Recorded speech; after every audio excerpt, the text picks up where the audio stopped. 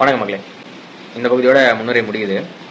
போன பகுதியோட தொடர்ச்சியா உழைப்பாளர் வர்க்க அரசு எப்படி இருக்கும் அப்படின்னு இந்த முன்னுரை சொல்றாங்க அப்படிங்கிறத பார்ப்போம். இப்போ முதலாளித்துவ அரசு இருக்கு இல்லையா, இந்த முதலாளித்துவ அரசுங்கிறது மக்கள்ல பெரும்பாலானவர்களை உழைப்பாளர்களா மாத்திரும். அதாவது இப்போ இந்த பெருமுதலாளிகள்லாம் இருக்காங்கல்ல, பெருமுதலாளிகள்லாம் மற்ற எல்லாரையும் முடிச்சு கட்டிட்டு அவங்க மட்டும் தான் இருக்காங்க இல்லையா, அதை பத்தி சொல்றாங்க.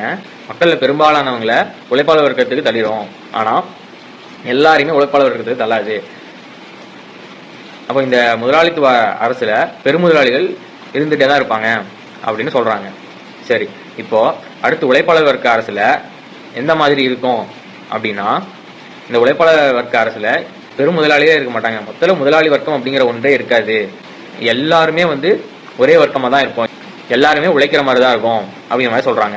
இப்போ நம்ம முன்னாடி எல்லாம் பார்த்தோம், ஃபியூடல் ஸ்டேட் நிலப்பிரபுத்துவ அரசா இருந்தாலும் சரி, கேபிட்டலிஸ்ட் முதலாளித்துவ அரசா இருந்தாலும் சரி, வர்க்க வேறுபாடுகள் இருக்கும். நிலப்பிரபுக்கள், அடிமைகள், முதலாளிகள், உழைப்பாளர்கள் அப்படின்னு வர்க்க வேறுபாடுகள் இருக்கும். இப்போ இந்த உழைப்பாளர் வர்க்க அரசு அது எதை நோக்கி போகும் அப்படின்னா, இந்த உழைப்பாளர் வர்க்க அரசுல வர்க்க வேறுபாடுகளே இருக்கக்கூடாது, எல்லாருமே ஒரே வர்க்கமா தான் இருப்பாங்க, அந்த மாதிரி ஒரு நிலைமைக்கு போகும். இப்போ அந்த மாதிரி ஒரு நிலைமை வரும்போது நமக்கு வர்க்க சமூகம் அப்படிங்கறதே இருக்காது. ஏன்னா ரெண்டு வர்க்கங்கள் இருந்தாதான், இல்ல வெவ்வேறு வர்க்கங்கள் இருந்தாதான் அது வர்க்க சமூகம். வர்க்க வேறுபாடே இல்ல அப்படிங்கும் போது அது வர்க்க சமூகமா இருக்காது. அப்போ இந்த இடத்துல பொருள் உற்பத்தி செய்யற விஷயங்கள் இருக்குல்ல, அந்த விஷயங்களுக்கு இந்த சமூகத்துல இருக்க எல்லாருக்கும் ஒரே தொடர்பு தான் இருக்கும். ஒரு தொழிற்சாலையே இருக்குன்னு வச்சுக்கோங்களேன். இப்போ அந்த தொழிற்சாலை அப்படிங்கிறது ஏதோ ஒரு முதலாளிகிட்ட இருக்கும், ஆனா அங்க பாத்தீங்க அப்படின்னா அது எல்லாருக்கும் சமமானதா இருக்கும், எல்லாருக்கும் சொந்தமானதா, எல்லாருக்கும் சமமானதா இருக்கும். அதே மாதிரி எங்கெல்லாம் உற்பத்தி நடக்குதோ அது எல்லா இடமும் எல்லாருக்குமே சமமானதா இருக்கும் அப்படிங்கறது சொல்றாங்க. சரி, இப்போ வர்க்கங்களே இருக்காது அப்படின்னா அப்போ அரசின் வேலை என்ன? முன்னாடி நம்ம பார்த்தோம், ஒரு அரசுனா என்ன, ஒரு வர்க்கத்தோட நலனுக்காக இன்னொரு வர்க்கத்தை ஒடுக்கிறது தான் அரசு அப்படிங்கறத நம்ம பார்த்தோம். இப்போ வர்க்கமே இல்ல, எல்லாம் சமத்துவம் ஆயிட்ட பிறகு அரசின் வேலை என்ன அப்படின்னா, இந்த பொருள் உற்பத்தி, அதோட விநியோகம் இதெல்லாம் இருக்குல்ல, அதை நிர்வாகம் பண்றது, அதாவது அட்மினிஸ்ட்ரேட்டிங் த எக்கானமி அப்படின்னு சொல்றாங்க.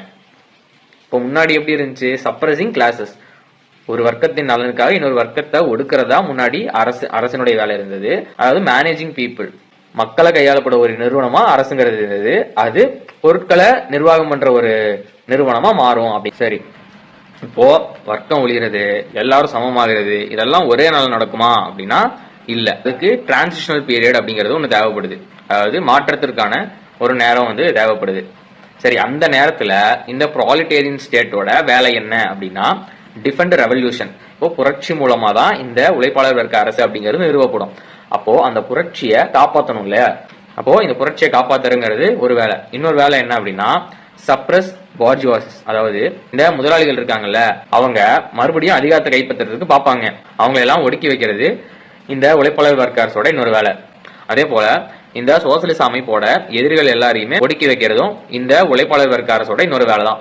கூடவே provide defence and order nationally and internationally, அதாவது உள்நாட்டில இருந்தும் சரி வெளிநாட்டில இருந்தும் சரி இந்த முதலாளித்துவத்துக்கு ஆதரவான சக்திகள் இந்த புரட்சிக்கு எதிராகவும் உழைப்பாளர் வர்க்க அரசுக்கு எதிராகவும் செயல்படும். அந்த மாதிரியான சக்திகள்கிட்ட இருந்து பாதுகாப்பு அளிக்கிறதுக்கும் ஒரு ஒழுங்க தரத்துக்கு தான் இந்த உழைப்பாளர் வர்க்க அரசனுடைய வேலை அப்படிங்கிற மாதிரி சொல்றாங்க. இதெல்லாம் எவ்வளவு நாள் தான் ஆகும் அப்படின்னு கேட்டா அதுக்கு ஒரு வார்த்தையை பயன்படுத்துறாங்க, விதர் அவே அப்படின்னு சொல்றாங்க. அதாவது வாடி உதிர்ந்துரும் அப்படின்னு சொல்றாங்க. அதாவது ஒரு பூ அதுவா வாடி உதிரும்ல, அது மாதிரி உதிரும் அப்படின்னு சொல்றாங்க.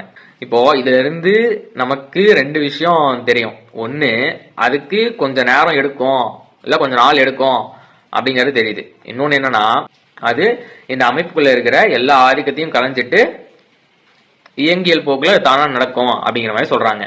சரி, இதோட முன்னுரை முடியுது. அடுத்தது நம்ம அவருடைய பேச்சுக்குள்ள நம்ம போயிருவோம்.